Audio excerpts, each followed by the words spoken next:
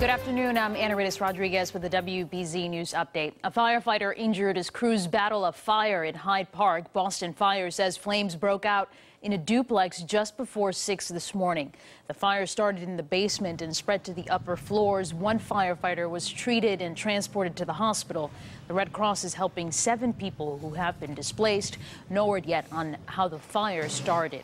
A fire in Taunton forcing half a dozen people from their homes Christmas night. Flames broke out just before 11 last night at a multifamily home on 2nd Street.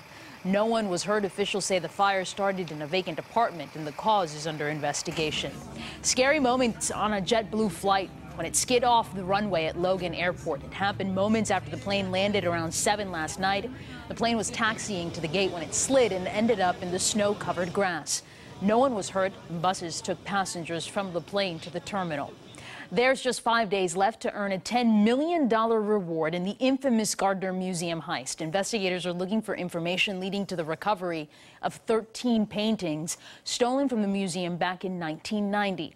Those works are worth an estimated $500 million. The deadline for the $10 million reward is midnight, December 31st.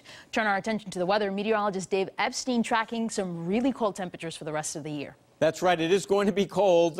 We've got excessive cold coming in on Thursday when we may break a record. I'll show you that in just a second. But it's a long period below 32. As a matter of fact, probably into the first full week of January, maybe even the beginning of the second. We'll have to see if that happens. And that could bring some pipe issues, some water issues with frozen pipes, especially if you've got pipes on exterior walls. So tonight, temperatures down single digits for Worcester, 12 in Boston. Wind chills will be colder than that because the wind's going to continue all night. And tomorrow only getting into the teens and lower 20s. So it's not very warm, to say the least. And here's the wind chill this evening, you know, generally the single digits. So as long as you're bundled up, you can get outside, walk the dog, do what you need to do.